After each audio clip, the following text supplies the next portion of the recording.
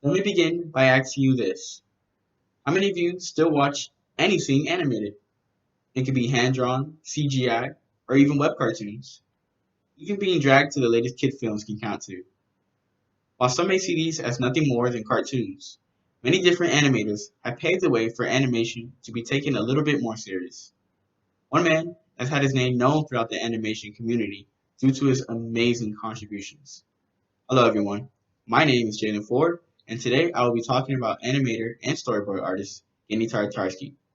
First, I will be telling you of his early life. Then, I will talk to you about his career in the animation industry. So, let's begin by delving into his early life. I'll start with his childhood. Tartarsky was born in Moscow, Russia, 1970.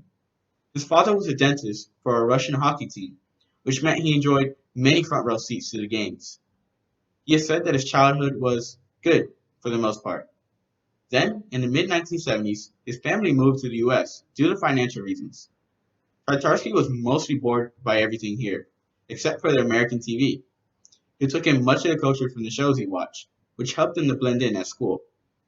Also in his childhood, he met an older Russian woman who drew American comic book characters for fun.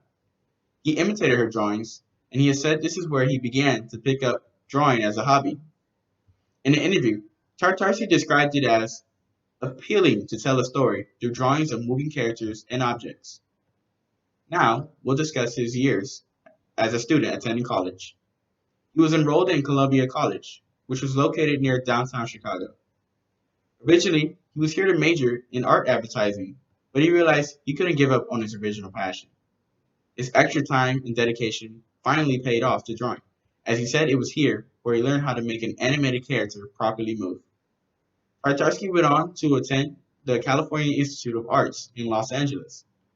Because he was focusing on his art advertising career at his previous college, he saw that he was behind in artistic skills here, so he dedicated more time to his craft.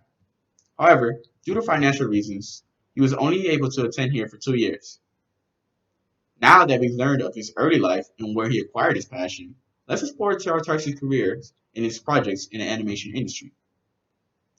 So, Tartarsky's career started with a small job in Madrid, Spain, and eventually expanded onto a company known as Cartoon Network. Needing somewhere to apply his knowledge in order to make money, he looked overseas for work. Tartarsky managed to get a job with Lapis Azul Productions in Madrid, Spain. Here, he worked on animation frames for the TV show Batman, the animated series. They gave him grueling hours and binding time constraints, which taught him the struggles of working in the animation industry. While working here, Tartarsky began working on some of his own personal side projects. A few sketches of a ballerina eventually turned into an idea for a show about a genius boy and his annoying little sister, and their daily and wacky antics.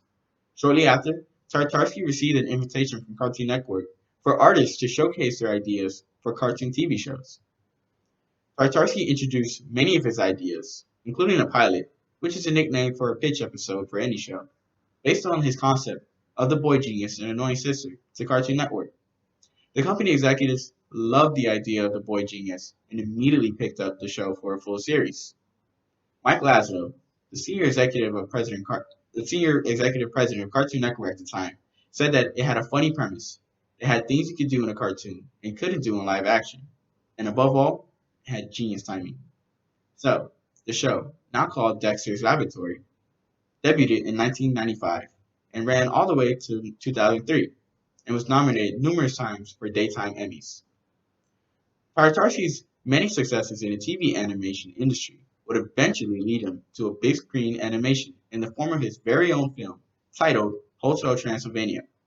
This movie featured many Halloween icons such as Dracula and Frankenstein. Hotel Transylvania was a hit in the box office, with a total of 358.4 million grossed worldwide. And due to its success, it would even feature a second and third film, being an example of Tartarsky's success with the big screen. Even in present day, Tartarsky continues his passion, with his latest project being the TV show Primal, currently on hiatus for season 2.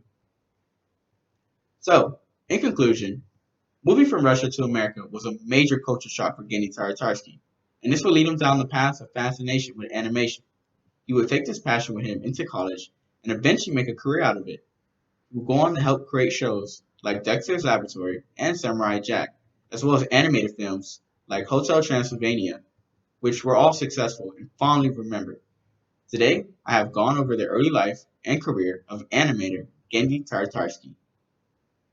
Hopefully, not if you learn about the life of Gendy Tartarsky, you'll see that animation isn't as easy as it may seem. Seeing works of art on walls of museums are nice, but seeing this translated into literal movement in front of your eyes is what's truly amazing. This has been my artist speech on Gendy Tartarsky. Thank you.